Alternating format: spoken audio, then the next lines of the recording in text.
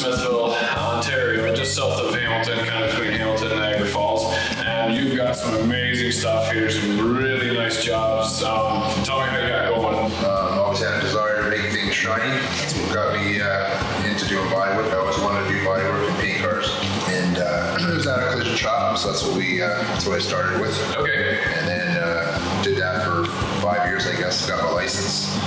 Did a little farming in between. And then we built a shop, my wife and I, and started off just doing tractors and trucks and anything I could to keep busy.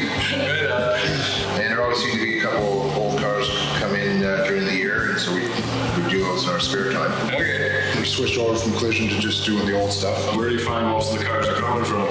A lot of customers have had them in their garages for a lot of years, just sitting. Some have sat for like 15, 20 years, or they have bought them out of the States or found them in other people's garages. Customers come from all over the place, all over Southern Ontario, basically. Most of my customers, I would say, are 50 plus. Okay. There's a few that are in their late 30s. Most are 50, 55, 60, 65. A little more disposable income. Yeah. It is a fairly costly thing to restore a car. I guess the first thing is just talk about what they kind of want to do with the car. Yeah. And how far they want to go with it. So sometimes I'll go look at it, but most of the time we'll just kind of look at some pictures and talk about it a little bit. So then once it gets here, we'll take it apart and make some decisions whether we are going to replace things, sandblast things, dip things. Regardless, you strip them clean and sandblast them and look at what you got. When it leaves, it's 100%. Yep. Sometimes there's sentimental value that they want to have it done. This is a 67 Chevelle, two-door. Yeah. Original 6-cylinder car.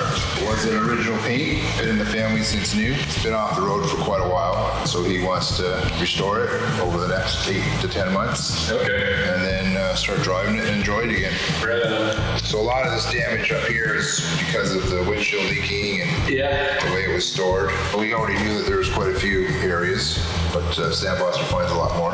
Overall, the car is not in bad shape, but this is the worst part. Right.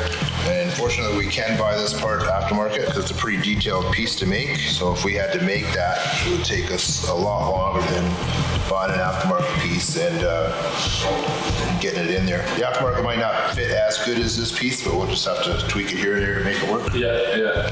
And you buy a lot of your stuff from Golden Leaf up in Mississauga? Yeah. There's a few different qualities. Like you can get better doors or best doors, but that's not necessarily the manufacturer. That's just the choices. The motor was redone. New exhaust on it.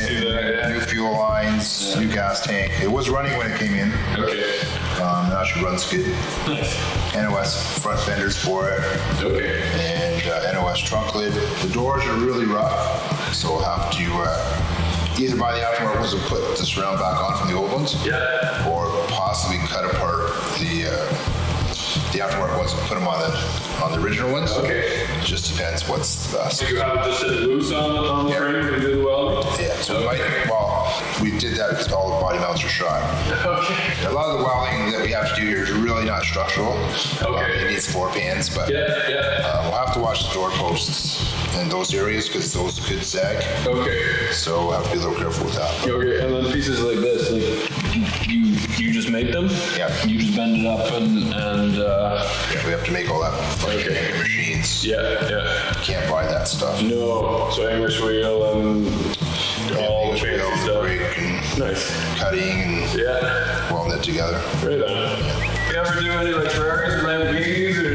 No, just work on muscle cars and street rides. Okay. Nice. That could be one of those tape bosses. Oh, okay. Yeah, definitely. Hey, you're still watching. Great. Don't forget to like and subscribe. You never know what you're going to get. If it's got a throttle, we work on it. Help support the channel by picking up a Tape Boss off tapeboss.com. And remember, if you're not filthy, you're not rich.